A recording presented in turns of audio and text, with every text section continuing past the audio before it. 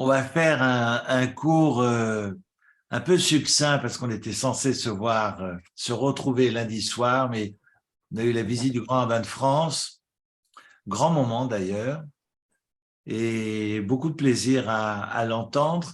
Ce que je voulais vous proposer, c'est un texte que j'ai pu partager ce Shabbat avec les uns et les autres. On va essayer de le reprendre ensemble. Et c'est le verset 24.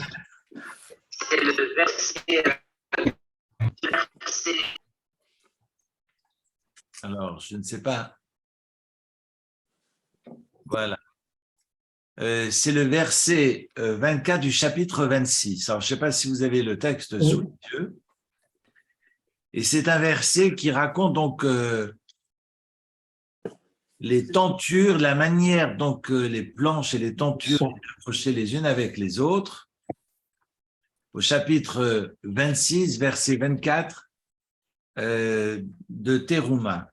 Le Shabbat que nous venons donc de faire, de lire, fait part de la construction du Mishkan. Et vous savez que cette construction, il y a un débat talmudique de savoir, rabbinique de savoir si Teruma et Tetzavé ont été indiqués, ont été transmis après la faute du veau d'or ou avant la faute du veau d'or. Certains diront que ils ont été enseignés après, et c'est parce qu'il y a eu faute de veau d'or que Dieu leur demande, pour faire le tikkun, la réparation, de passer par le truchement, la construction du Mishkan pour pouvoir ensuite résider parmi eux, parce qu'il n'est pas marqué parmi le Mishkan et parmi l'ensemble des Béné Israël ou parmi les constructeurs du Mishkan, comme quoi ce qui est important, c'est effectivement l'édification, c'est le processus, c'est pas le résultat. Et d'autres diront non, la faute aura effectivement lieu dans la paracha de Kitissa que nous lirons dans 15 jours, et que c'est dans l'esprit de la Torah de proposer le remède avant la faute. Comme la Teshuvah a été créée avant le monde apporte la faute, la liberté apporte la possibilité de transgresser, et donc le remède a été transmis avant et va nous permettre, de par le biais du Mishkan, d'être dans cette proximité, si l'homme le souhaite, avec le divin.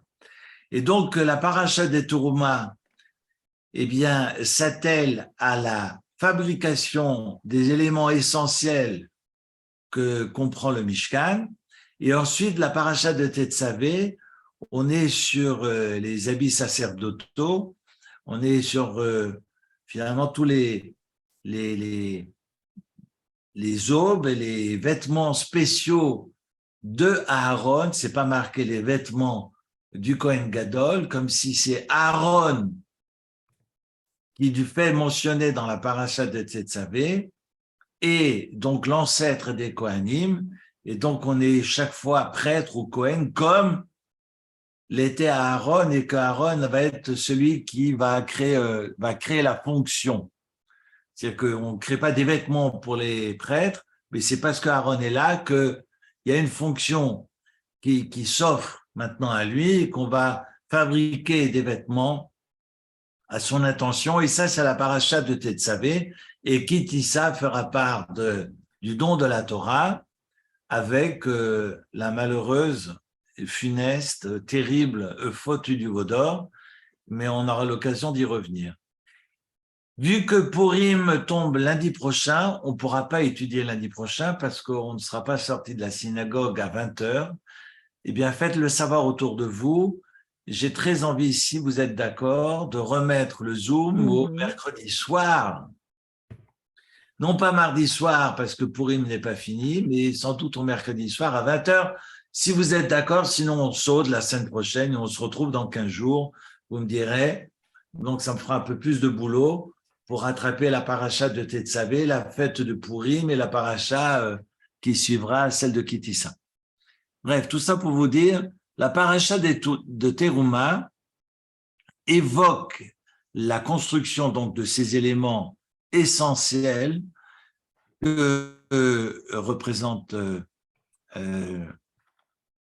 le chandelier, qui est donc l'esprit, la connaissance, la lumière, la table des pains qui représente la avoda, le service divin, j'allais dire l'ancrage à la terre. Ensuite, vous avez l'autel des parfums avant d'atteindre sur votre gauche le chandelier ou sur votre droite la table des pains. Eh bien, l'autel des parfums représente la relation à autrui, parce qu'on sait que les parfums, c'est le lien, représente le chesed et représente tous les rapports interhumains. Et puis, quand on a passé l'autel des parfums, le chandelier et la table des pains, derrière le parochet, on a le Aaron HaKodesh, qui est l'arche sainte et qui donc symbolise la Torah. Ces éléments, on y reviendra parce que nous avons plus de 400 versets depuis le début de Teruma, ensuite Etzavé, Kitissa, Vayakel, Pekoudé. C'est dire que pour le bon Dieu, ce qui est important, c'est non pas que je m'intéresse à sa création, mais Dieu m'invite à m'intéresser à ce que j'effectue, à ce que j'opère, à ce que je crée, moi, être humain, créature, à mon niveau. Donc, c'est ma maison que j'érige, que je construis, que je bâtis, à laquelle je dois m'intéresser pour ce qu'elle va porter, supporter, et non pas la création de Dieu, parce que la création de Dieu, et vous le savez autant que moi, eh bien cette création se réduit à 31 versets. Parce que tout Maaseh Bereshit, toute la genèse, toute la création du monde, eh bien, est réduite, si j'ose dire, à 31 versets. Donc, ce qui nous intéresse, et Dieu ne nous donne pas davantage d'informations quant à sa création, mais Dieu nous invite à réfléchir non pas à ce que lui a créé, parce que sa création tient sur 31 versets, et donc Dieu nous donne ce qu'il veut nous donner en termes d'informations, ni plus ni moins, mais en tous les cas pas davantage, parce que ce qui doit nous intéresser, c'est pas de comprendre ce que Dieu a créé, mais ce qui doit nous intéresser de la part de Dieu, c'est ce que nous créons, nous, créatures. Et donc, qu'est-ce que je fais de mes mains? Qu'est-ce que je fais de ma tête? Qu'est-ce que j'érige? Qu'est-ce que je construis? Quelles sont mes synagogues? Quelles sont mes maisons? Quels sont mes Beth Amikdash? À mon niveau, on peut penser au Mishkan, au sanctuaire qui est dehors. On peut aussi penser au sanctuaire qui est à l'intérieur, c'est le foyer, Baït, mais également l'intériorité où on va comparer l'esprit au chandelier, chaque partie du corps, et aussi un Beth Amikdash Katan peut aussi être considéré, d'après les kabbalistes, on retrouve ces explications également dans le Midrash, comme un sanctuaire en tant que tel, et donc où chaque élément, chaque partie du corps, eh bien, s'organise par rapport aux autres parties, et le tout est appelé à s'élever, à se hisser et faire sens. Et ça, c'est le propre du Mishkan, le sanctuaire qui se traduit Ohel Moed en hébreu, et on sait que Moed vient du verbe vied, qui est la rencontre avec le divin. Donc c'est, par moment, on trouve des traductions, l'attente du rendez-vous. Le lieu de rendez-vous, le lieu de rencontre entre la créature et le créateur, parce que Moed, qui veut dire aussi la fête, qui veut dire aussi le temps, Moed, c'est la rencontre, c'est le rendez-vous. Peut-être que le temps, qui est le vrai temps, c'est le temps de la rencontre avec le divin. Et que le reste n'est que futilité, c'est cette course infernale du monde. Peut-être que de courir dans cette course infernale et de contribuer à cette course, eh bien, n'est voué absolument à rien, que la vraie, j'allais dire, le vrai temps, c'est le temps de la rencontre avec ce qui nous dépasse. Et puis peut-être, si Moed vient du verbe viet, qui est la rencontre, et que Moed signifie la fête, eh bien la rencontre est une fête. La rencontre avec le divin est la fête. Et que le temps veut dire finalement rencontrer le divin. Le reste du temps est un autre temps, mais ce n'est pas le temps vrai qui est celui de la rencontre.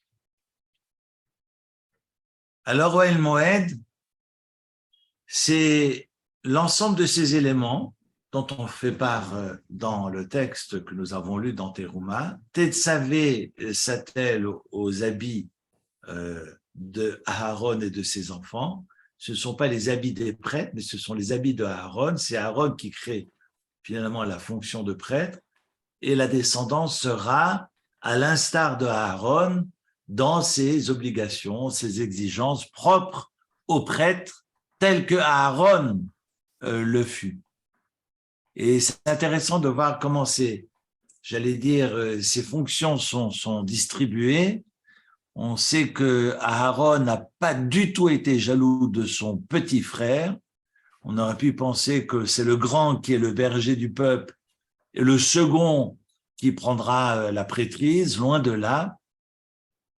Aaron a été heureux dans son corps, nous dit le texte, quand il a appris de la part de Dieu que c'est son petit frère qui allait être le berger du peuple d'Israël, il fut heureux pour lui, mais dans une joie sincère. Et c'est parce qu'il fut joyeux pour son frère que Dieu va lui donner la prêtrise. Il va accepter d'être, et c'est intéressant d'ailleurs, accessoirement, de constater que ce sont toujours les deuxièmes qui sont poussés en avant. Ésaü va naître le premier, c'est Jacob qu'on pousse en avant. Rouven est l'aîné, c'est Yosef qu'on pousse en avant. Ou Yehuda par rapport à Rouven. Vous voyez que Aaron et Moshe, c'est Moshe qui est poussé en avant. David Améler n'était pas l'aîné, c'est David Améler qu'on va pousser en avant. Henson, on peut refaire toute l'histoire.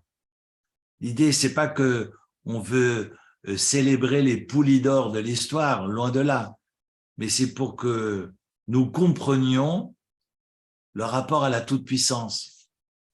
C'est pas ce rapport-là qu'on célèbre.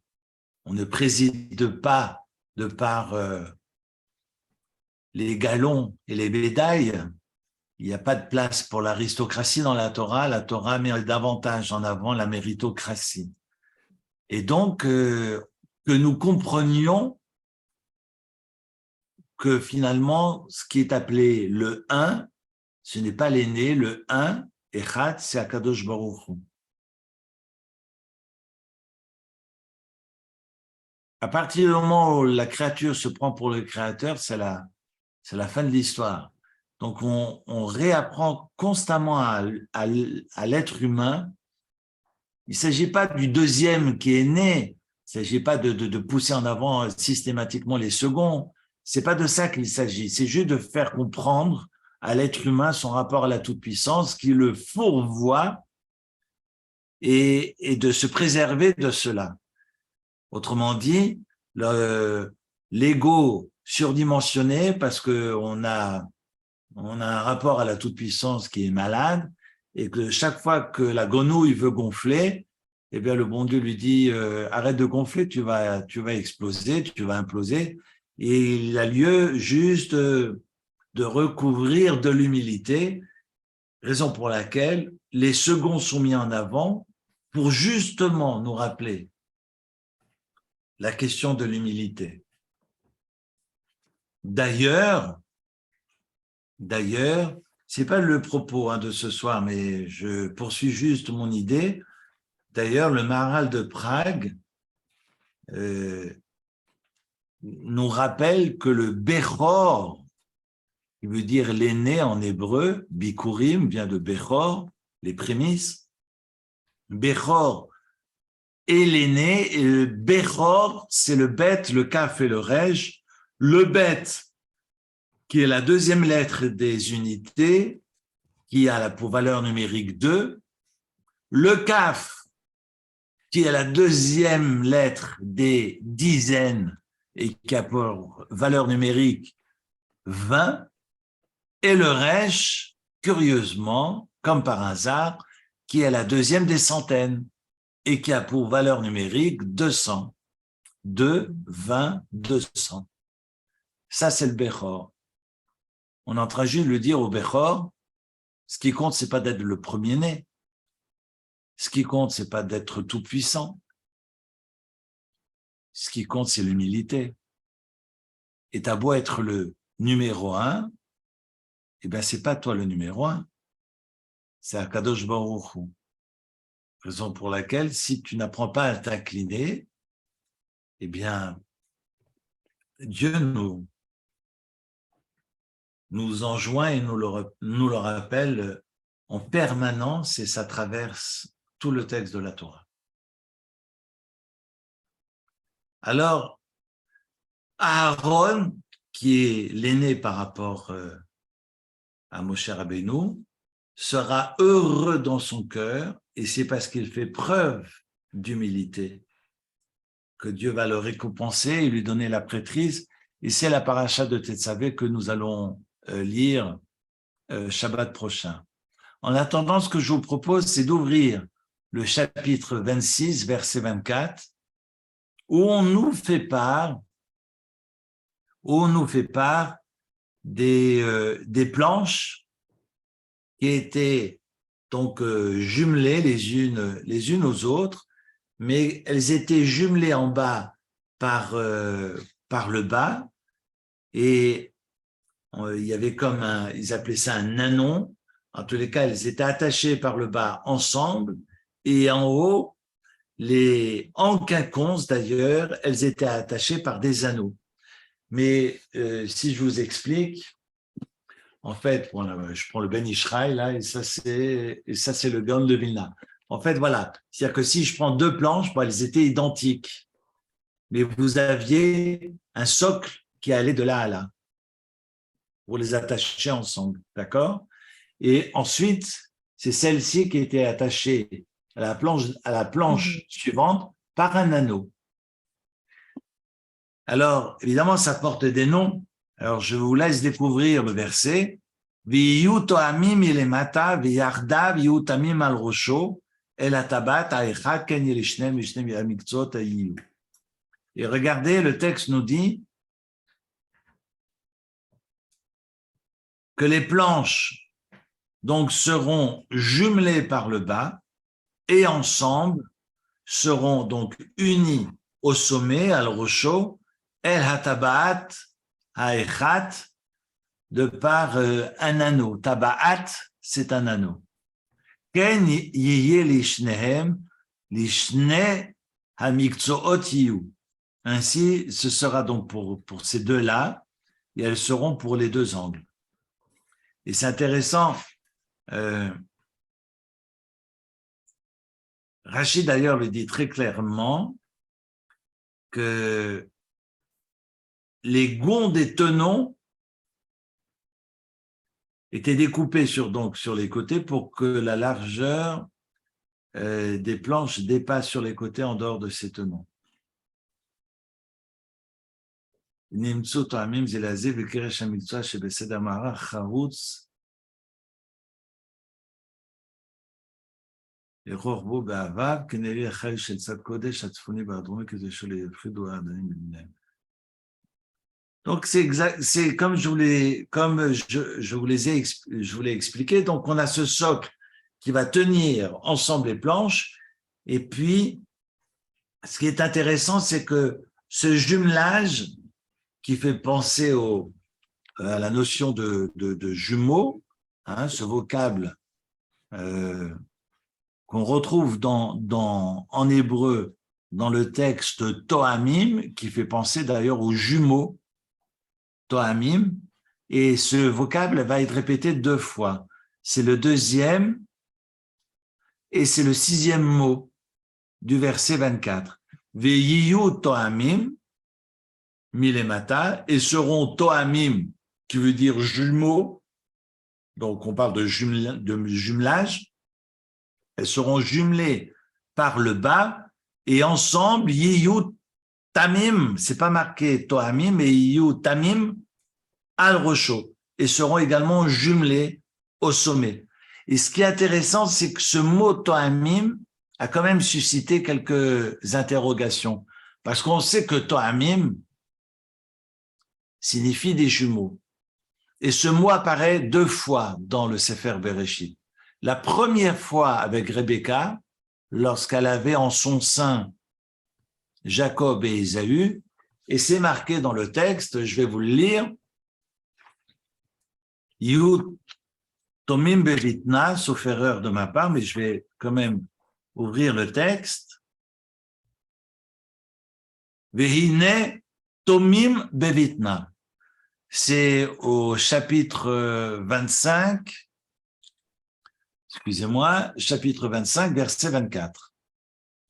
Et c'est marqué, ces jours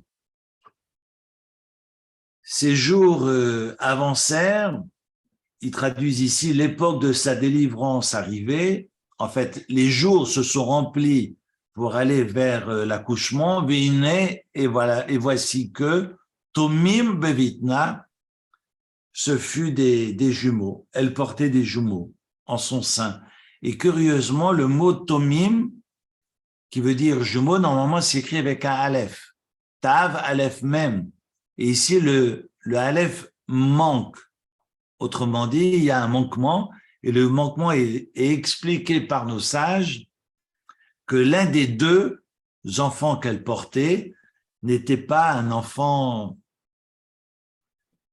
sadique, si j'ose dire. C'est difficile de signer d'avance, voilà un enfant qui ira dans cette direction, voilà un enfant qui ira dans l'autre. Ça me fait penser d'ailleurs à cette blague où il y a 2 mamans devant le bac à sable au parc. La première qui dit, voilà, tu vois, le petit qui est en train de taper avec sa pelle, voilà, je te présente, c'est mon médecin. Et l'autre qui dit, tu vois, le petit là qui monte sur le toboggan, voilà, voilà, ça, c'est mon avocat. C'est-à-dire qu'ils sont encore avec leur pampers, on a déjà décidé qui sera médecin et qui sera l'avocat, mais voilà, on est évidemment, j'exagère parce que d'ailleurs, sur les enfants de Rebecca, c'est marqué ensuite qu'ils furent enfants et qu'ensuite Esav deviendra un adulte chasseur et Jacob deviendra un adulte assis à la yeshiva dans les tentes de Shem et Ever. Et c'est marqué au verset 27, Vaïgdelu aneharim. Et c'est pas neharim qui veut dire nar, enfant, qui est le terme utilisé ensuite pour désigner qui est le chasseur et qui est l'étudiant dans la yeshiva, parce que c'est marqué Vaïgdelu aneharim, Vayehi Esav ish yodeat saïd. Vous voyez la différence? C'est que, évidemment, il y a des prédestinations, mais c'est difficile de parler de libre arbitre et de signer d'avance, voilà le mécréant, voilà le voyou qui va naître, et voilà le tzaddik, loin de là. Et évidemment, les chachamim sont attentifs à cette question de libre arbitre. Néanmoins, c'est marqué avec Delou Aneharim, ils ont été éduqués pareil. Ils ont eu la même éducation, ils ont eu les mêmes cadeaux du ciel. Néanmoins, c'est marqué, ils vont grandir au pluriel, donc ils vont recevoir exactement la même chose, d'un même tenant. Vaillé et Sav Ish, on ne parle plus de Nahar, c'est qu'arrivé à l'âge de la puberté, l'âge adulte, voilà des adolescents qui sont déjà maintenant l'un destiné pour être Ish Tsaïd, Yodei Hatsaïd, qui connaît la chasse, et Ish Sadeh, donc pour Ésaü, et Yaakov Ish Tam, et voilà que Yaakov est un Ish, on ne parle plus de Nahar, c'est un homme qui préfère aller s'asseoir à la yeshiva. Donc, on oublie maintenant la question de la prédestination parce qu'ils ont fait et l'un et l'autre des choix. Mais c'est marqué Tomim sans le Aleph. C'est ce que j'aimerais retenir et partager avec vous. Et en revanche, lorsqu'on fait lecture des enfants de Juda, de Yehuda, qu'il aura avec Tamar, vous connaissez l'histoire de Tamar, je ne vais pas reprendre, mais voilà que Yehuda aura donc 2 enfants avec Tamar, et c'est marqué au verset 27 du chapitre 38, Vahi ba'et lideta, donc ce fut au moment où elle allait accoucher, Vine teomim, c'est pas marqué tamim, mais teomim avec un aleph, cette fois Bevitna en son sein. Parce que l'un va s'appeler Péretz, sera l'ancêtre du roi David, et Zarach, et les 2 seront des tzadikim, les 2 seront des justes, raison pour laquelle ici Théomim est marqué avec un aleph, alors que l'aleph, la lettre aleph va manquer quant à la naissance de Esav et de Yaakov. Vous avez compris que si une fois il est marqué Théomim avec aleph, ça prouve que ça augure le meilleur par rapport au jumelage, en tous les cas, ce que cela vient féconder, alors que les tomim avec le aleph manquant signifient effectivement un manquement, et on le voit autour de la naissance d'Ésaü et de Jacob. Quand on revient au texte de cette semaine de Teruma, c'est marqué Veyu Toamim et les matins. Ils sont donc jumeaux, les planches sont jumelles en bas dans leur assemblage, et donc ça représente un assemblage qui est valable, qui est favorable, qui féconde la vie dans le bon sens, qui augure le meilleur, alors que Yiyu Tamim al Rosho, ces planches représentent un manquement au sommet, et donc on a un jumelage qui n'est pas tout à fait ad hoc. Raison pour laquelle c'est l'anneau qui va donc les maintenir ensemble. Est-ce que jusque-là c'est clair? Alors je vais un peu compliquer l'histoire. C'est parce que le texte dans le traité talmudique de Megillah, c'est le traité talmudique qui traite de la fête de Purim, et qui est donc la fête que nous allons célébrer lundi soir prochain et mardi. Donc, je rappelle qu'on n'aura pas de Zoom lundi prochain, parce que vous serez tous à la synagogue pour taper des pieds sur Aman. Ne tapez pas trop fort, hein, parce que faut que ça tienne. Et donc, le traité talmudique de Megillah, à la page 14a, viendra dire « Sachez qu'il y a 48 prophètes et 7 prophétesses, mais en tous les cas, qu'il y a 48 prophètes qui ont donc essayé de redresser Israël, qui ont essayé de mettre en garde Israël et qui ont essayé de leur faire teshuva, et n'ont pas du tout réussi à ramener Israël dans le droit chemin. Alors, l'anneau que Assuérus a ôté de son doigt a en revanche réussi à remettre Israël dans le droit chemin. Ce que les 48 prophètes n'ont pas réussi, l'anneau du roi Assuérus a réussi. De quoi on parle? curieusement,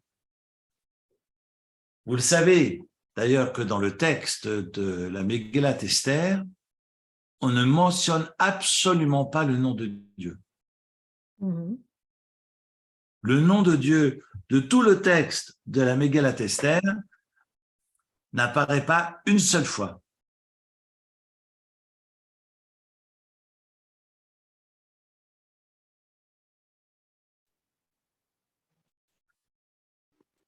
Et raison pour laquelle, je suis en train de penser maintenant, parce qu'en tant que Chazan, chaque fois qu'on fait l'allusion à Kadosh Baruch Hu, on change la mélodie. Mais c'est pas une fois, pas deux fois. Si vous avez l'occasion,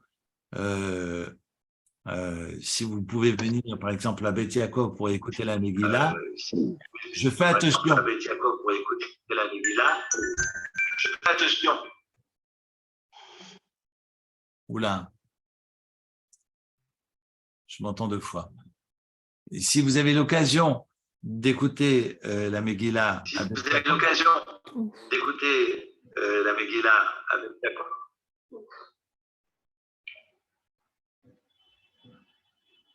Ah, alors je n'ose plus parler parce que si on m'entend à chaque fois répéter deux fois la même chose. Alors je n'ose plus parler parce que si on m'entend à chaque fois. Vous arrivez peut-être à...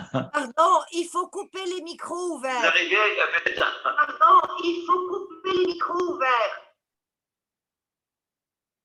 Voilà. Est-ce que vous avez tous éteint vos micros?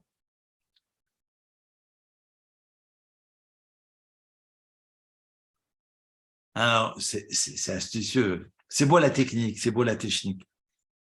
Donc, je n'ai pas une Megillah sous la main, mais c'est pour ça que j'étais en train de regarder. Chaque fois qu'il y a des allusions au nom de Dieu, parce que parfois vous avez 4 mots qui se suivent, où le tétragramme apparaît à la fin des mots, ou bien apparaît au début de mots.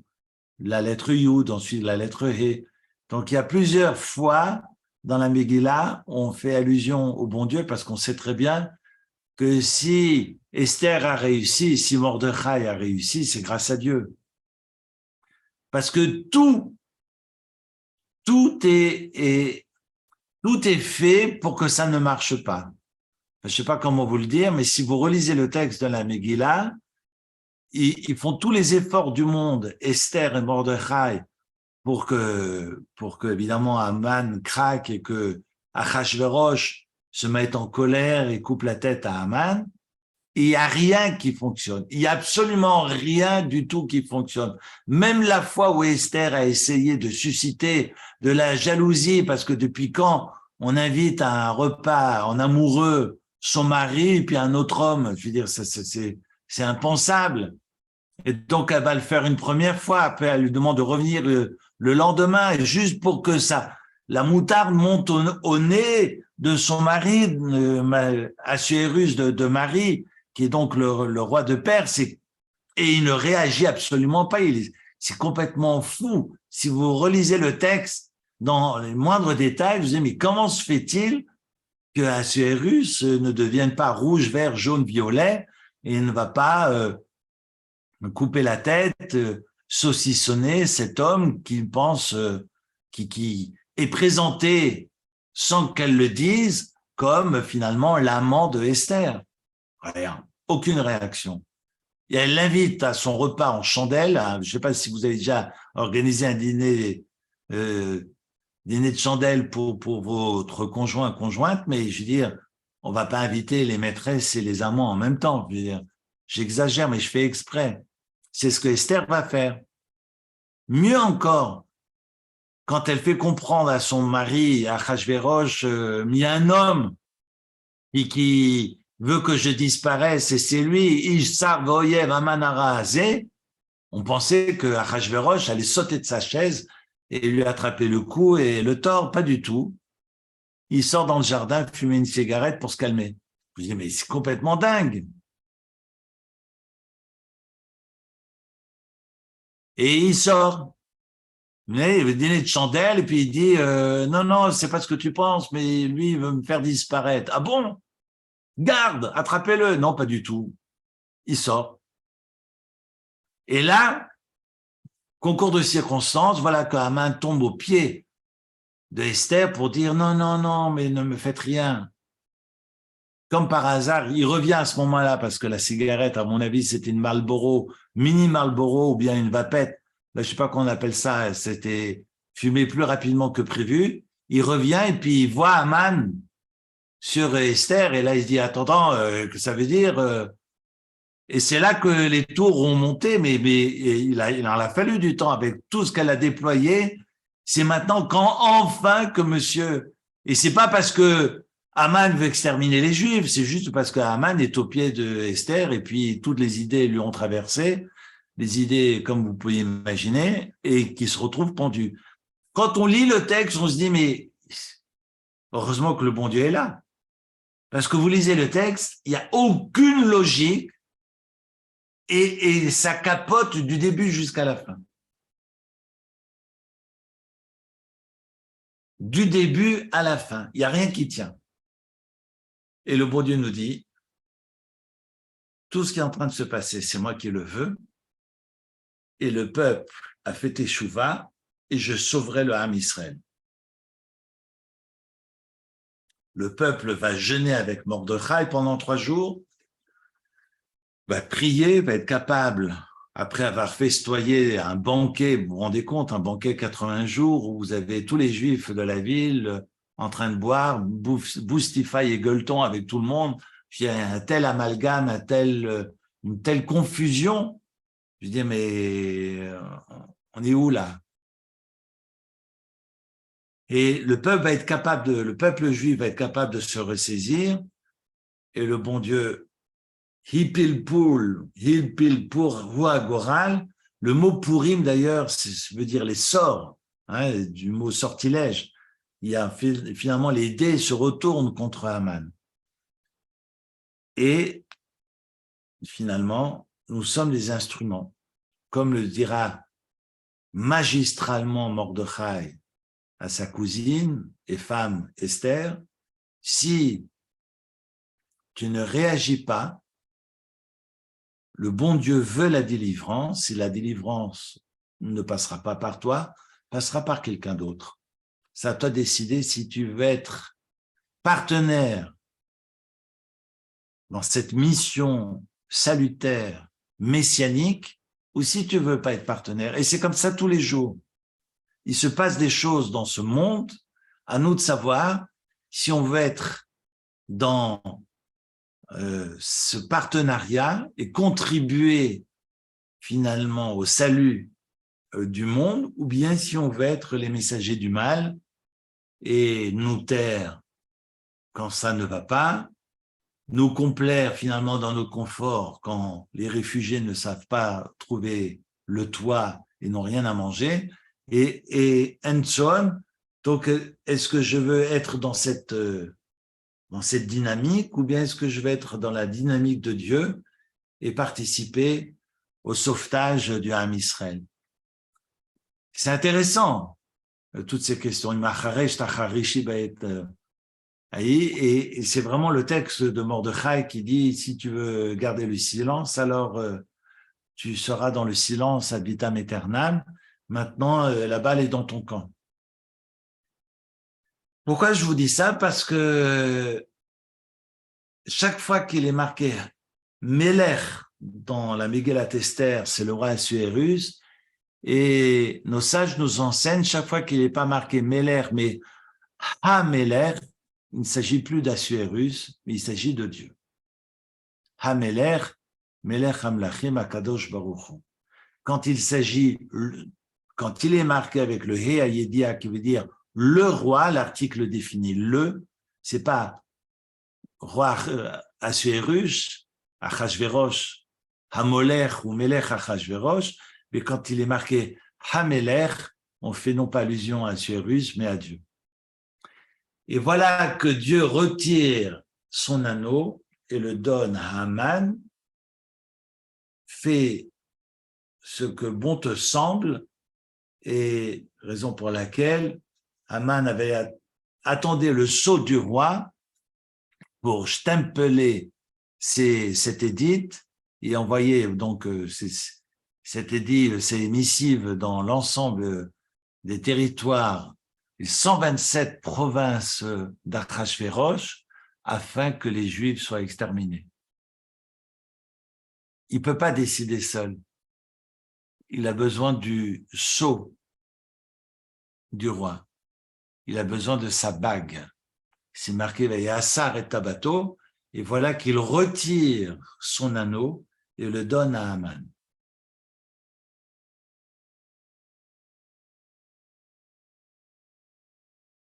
Voilà que Hameler,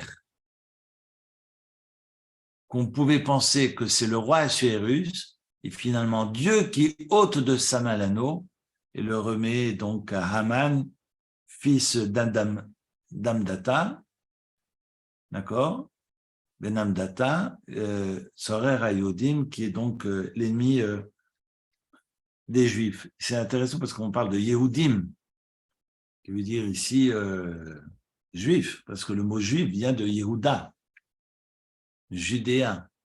Les Judéens donneront juif, le mot juif. Voilà. Qu'est-ce que je raconte? En fait, je raconte que les anneaux qui tenaient les planches en haut, elles les tiennent parce que justement, il est marqué jumeaux ou jumelles, tomim sans le aleph. Donc, il y a un manquement et ce sont ces anneaux qui vont permettre aux krachim, qui vont permettre donc à ces planches de tenir ensemble. Il y en a combien des anneaux en tout? Il y en a 48.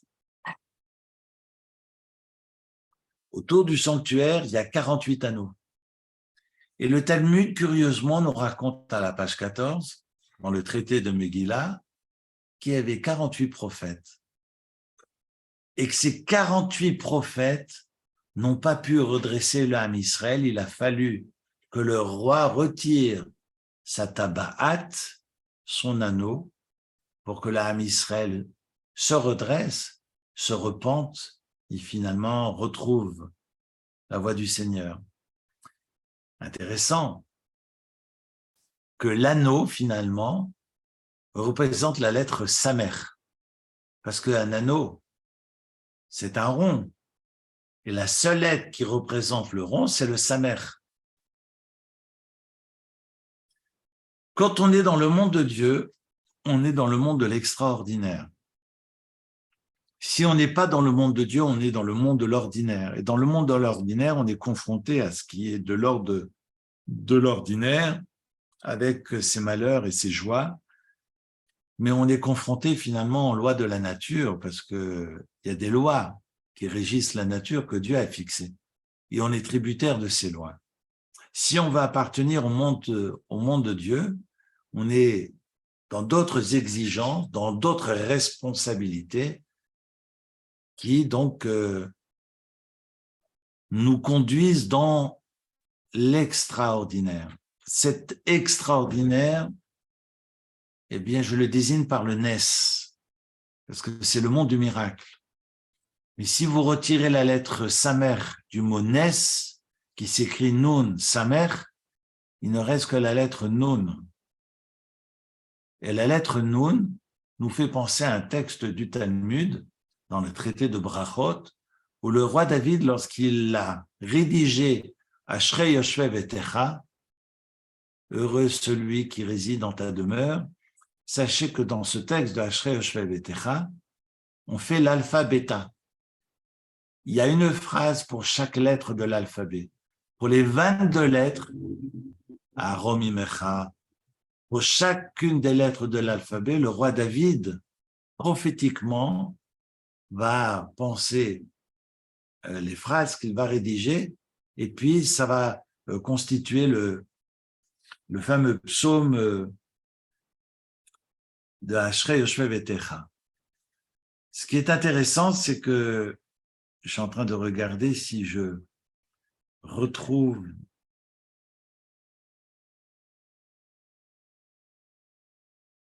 peu importe. Ce qui est intéressant, c'est que je n'ai pas la référence sous la main, c'est que le roi David, au moment où il va arriver à la lettre Nun, parce qu'il va rédiger une phrase par lettre de l'alphabet. Et au moment où il arrive à la lettre Nun, nous raconte le Talmud, que le premier mot qui surgit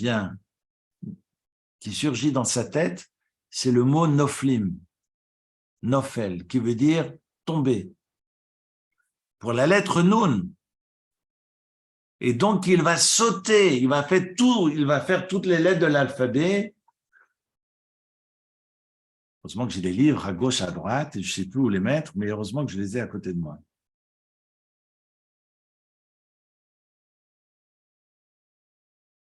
Permettez-moi, je vais juste...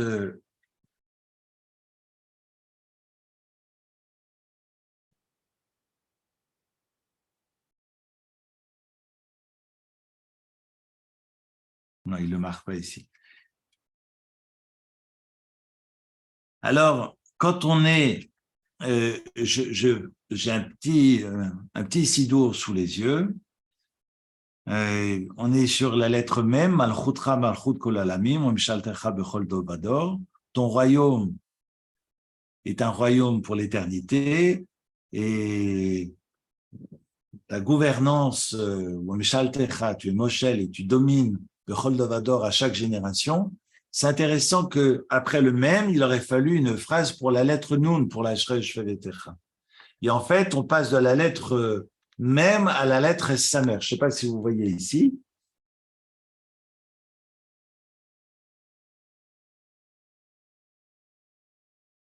Et donc là, je mets le doigt sur la lettre Samer et en fait, il n'y a pas dans la Shrei Shvevetecha, dans la prière quotidienne, dans le Ashrei Shvevetecha, on n'a aucune phrase pour la lettre Nun.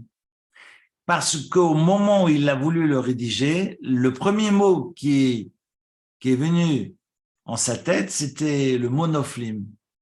Alors, il va bannir donc la phrase autour de Noflim, et la lettre suivante, c'est la lettre Samer. Et quelle est la phrase pour Samer? Somer Noflim. Somer veut dire redresser. Somer Noflim, vu qu'il a pensé à Noflim pour la lettre Nun, donc au moment où il va rédiger le Samer, il va rédiger et il va écrire Somer Noflim, que Dieu redresse ceux qui tombent, justement pour contrebalancer, je vous le montre ici, comme ça, Somer Hashem, le Chol Anoflim. Que Dieu redresse ceux qui tombent. Pourquoi je vous raconte ça? Parce qu'on a la lettre Nun et la lettre Samer. Dans le miracle, dans le mot Nes, si vous retirez la lettre Samer, qu'est-ce qui reste? La lettre Nun, la chute. Donc, dans ce monde de l'extraordinaire qui est le monde de Dieu, si Dieu se retire, autrement dit, s'il retire son anneau, il ne reste que le Nun, il ne reste que la chute. Raison pour laquelle on doit maintenir cet anneau en place. On doit pouvoir demeurer dans cette dimension extraordinaire, nous confronter au monde avec ces outils de l'extraordinaire. Et raison pour laquelle, absolument, le 145, oui, le psaume 145. Et donc, vous avez donc la force de pouvoir construire, bâtir, avancer de par cette présence du Samer. Ce Samer est l'anneau qui va rejoindre, qui va permettre le jumelage des planches à leur sommet, pour autant que cet anneau demeure, pour autant que l'anneau permette justement ces jumelages. Et c'est ce que le texte nous enseigne. Et donc, si ils sont tamim et qu'ils sont en manque, et qu'il y a des réfractaires, justement, aux remontrances des prophètes, c'est cet anneau, tant que Dieu ne l'ôte pas, qui va permettre justement à l'ensemble du peuple de se hisser vers le haut, vers le sommet, pour autant que l'anneau demeure. Et c'est ce que la fête de Purim vient nous apprendre. Au moment où, justement, Israël va faire teshuva parce que Dieu aura retiré son anneau, eh bien, le peuple va pouvoir embrasser à nouveau et regagner le chemin de la Torah. Et c'est ce que le texte vient nous apprendre. Hamelech.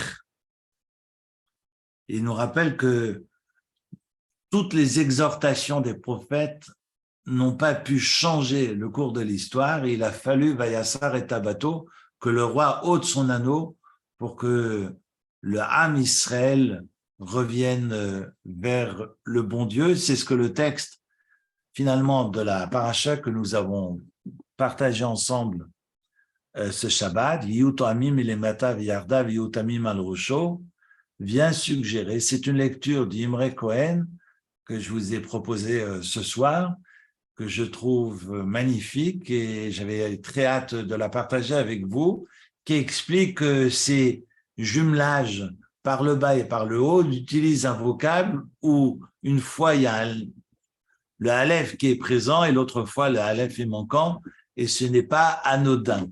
Voilà, sur ce, je vous souhaite de très très belles fêtes de Purim. Vous rappelez que Purim, ce sont 5 obligations, mais la 5e, c'est pas le jour même de Purim, ça peut être une obligation remplie avant ou après.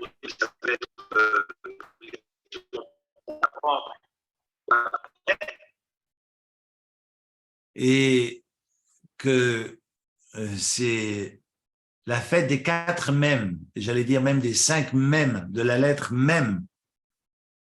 Parce que on a d'abord Megillah, la lecture de la Megillah, Mishte, c'est le banquet, Mishloach manot, Ishlereu, t'offrir des mets à votre voisin, et puis Matanot levionim, les cadeaux aux pauvres, il y a aussi Machatzit shekel. En fait, les 4 commencent par la lettre mème, c'est facile à se rappeler, c'est une petite aide mémotechnique, c'est la fête des 4 mèmes, mais c'est aussi nous rappeler que finalement, l'essentiel de Purim, c'est le rapport à l'autre, parce que la lecture de la Megillah, c'est pas vous tout seul dans un coin, mais vous êtes obligé de partager cette lecture avec l'assemblée. Le banquet, vous n'allez pas manger tout seul dans un coin, ben vous invitez, ne serait-ce que votre conjoint, votre conjointe, à partager ce festin de Purim. Mishlach manot, comme par hasard, c'est se mettre en lien avec le voisin, et matanot laevionim, également se mettre en lien avec tous les démunis de la terre.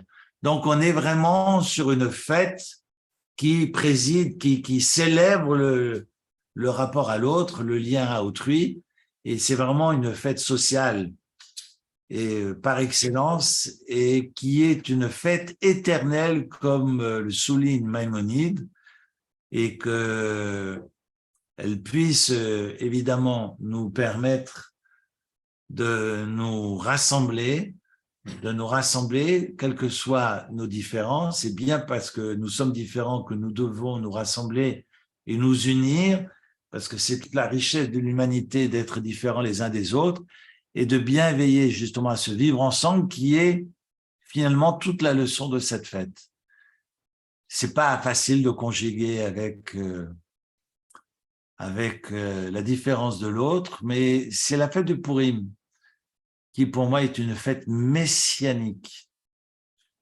Parce que si le Messie vient, enfin, il ne viendra que si on est capable de nous mettre ensemble. C'est la condition sine qua non. Je vous souhaite de très très belles fêtes, une belle semaine à toutes et à tous. Merci beaucoup. Merci. Merci beaucoup. Merci beaucoup. Merci, Eric. Merci beaucoup, Eric. Purim Sameach. Merci beaucoup. Merci infiniment. Merci beaucoup. Merci beaucoup, très bien, magnifique. Chag Bonne Sameach. soirée à tout le monde. Chag Merci Sameach. beaucoup. Chag Sameach. Bye bye. Bonne Bye bye, Chag Sameach. Erev Tov. Erev Tov.